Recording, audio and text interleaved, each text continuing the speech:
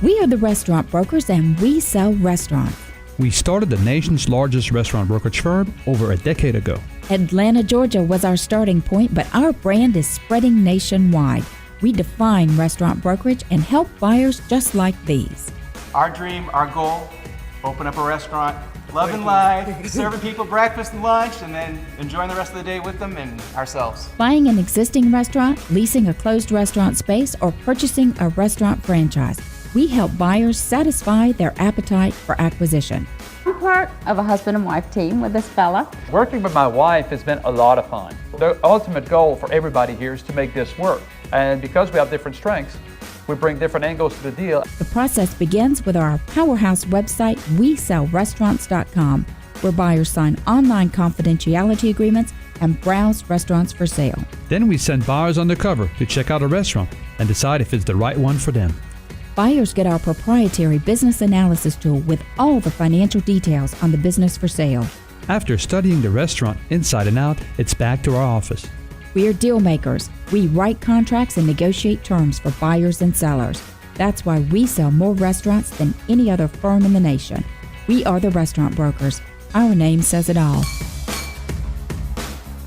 You're back on the air with Eric and Robin Gagnon, the restaurant brokers. We are talking with experts on fresh from the field items in the restaurant industry as we satisfy your appetite for acquisition, feed the need for restaurant reality, and serve up a recipe for business success. Eric, I want you to ask our guests a question or two. You had something on your mind about this very topic, right? Yeah, but I want to first, don't forget about Scott before the break. He was finishing his answer. I want to hear the wild game, and he was talking about Burger King. Scott, you want to finish that thought, and then we'll move on to the next question? Yeah, just briefly, I really think Food Network, has really changed the way we look at food and the way we think about food, and it's expanded our palates and everyday fast food chains are now introducing flavors that we never thought would be there. And I think the wild game is also part of that. People are trying to get to their roots. They're trying new flavors, and in general, their minds are open to new things at the dinner table.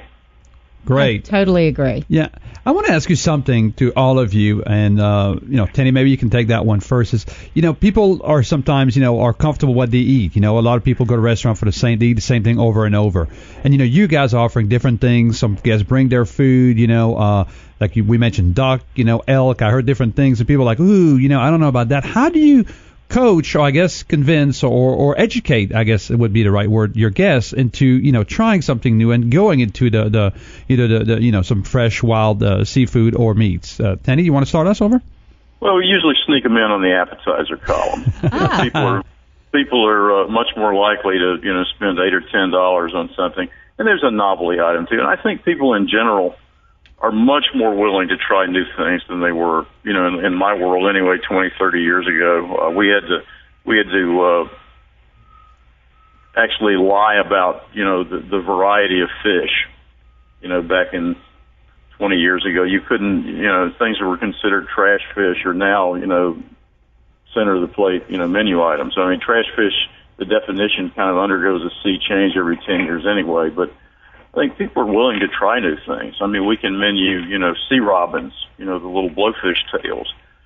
It's just there's nothing that we can't sell, basically. But we try to sneak it in on the appetizer section first. So, Scott, do you agree with that? And is some of the television exposure that you have and that you've seen over the past couple of decades, and as that has changed, to your earlier point, that's expanding the palate. Is that providing some entree to folks to try something they normally wouldn't? Oh, sure. And what I normally do is I'll just say, look, I want you to take 15 seconds out of the rest of your life with an open mind and just try a bite of properly prepared venison.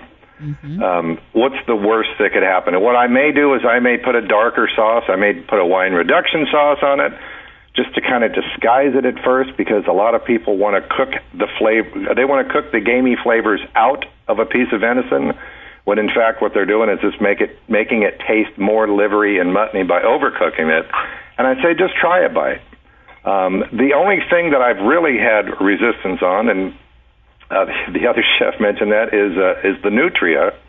We did a show with nutria, and I know Louisiana has tried to get those folks to eat nutria there, and really they're not bad. And actually, I preferred the nutria over the raccoon.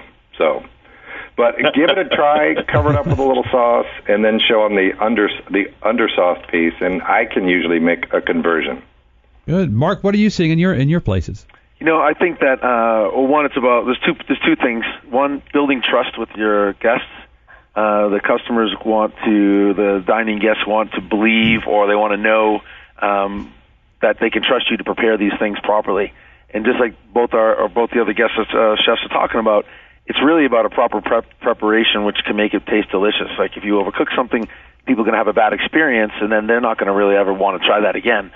So one, it's about building trust with your customers, and secondly, I think that in our country here, sometimes we tend to waste things, and we tend to there is a movement with people trying to be more conservative and more green. Well, that includes not just eating pork tenderloin; it includes eating the snout, it includes eating the tail, it includes eating the feet, the whole entire thing. So we have to kind of celebrate that whole animal properly, and that's kind of what we built our business on. And by doing that, people trust us to say, oh, we have to eat the trotters, or we have to eat the copa de testa. We want to make sure we're eating guanciale, and we want to make sure we're eating cured parts, the copa, and different items that we make here. So I think that kind of celebrating that thing, and people like to kind of feel like they're doing their part on that. So let me ask each one of you to tell us briefly your thoughts on advice. We have a lot of folks listening to our show who are would-be restaurateurs and aren't yet into the business themselves, or maybe they're a sous chef and they want to go out on their own. Do you have some advice? Mark, how about you? If somebody who's looking to get out on their own, my feeling is you got to make sure that you've spent enough time doing all the little things. I think owning restaurants, and we have multiple restaurants in our company, different concepts, the whole nine, I think you really have to be willing to say, the part that I loved the most was I'm a chef, so cooking and the fun and the excitement and the rush of all that kind of stuff is fun. And the thing that you had to learn is become a business person. So you got to really make sure you're surrounding yourself. If you're not good at something, find somebody who is, and make sure you're surrounding yourself with the right people to help you be successful.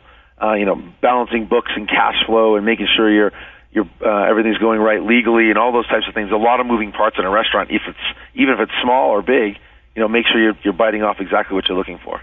So, Scott, you kind of went out of the restaurant world and into the big screen with your shows and the work that you're doing. What advice would you have for young folks coming up in the industry, specific to, putting game on the menu? Well, it doesn't really matter what you're putting on the menu. I agree with Mark completely. Having a business background before I got my own restaurant was a big, big help. You can be the world's best chef and you can be the world's best game chef, but if you don't understand marketing, food cost, business, labor cost, all of the basics on how to run a business and how to keep your customers, and it's not about you, it's about them, you're not going to do very well in the restaurant business. Game is a great way to get people interested in something different, but if you had a all-game restaurant, you probably wouldn't be open very long. Yeah, that's just one hook, one piece of the puzzle. It's definitely not going to be the thing that would provide sustainability. So one thing that we do in our show is each week is try to bring experts like yourself on to present different points of view, tell a little bit more about what's going on in the industry. And then our last segment, we focus on restaurant reality, where we bring into play the pieces and parts, including the financial business skills that you need to be in this business. We're out of time for this week's show. Have had some great guests talking about game on the menu. We'll be back after the break. In the meantime, remember, We Sell Restaurants is the industry leader in restaurants for sale, franchise restaurant resales, and site location for the food service industry. We are franchising nationwide. We currently have offices in Florida, Colorado, South Carolina, Tennessee, and Georgia. Stay tuned. We'll be right back after this brief timeout.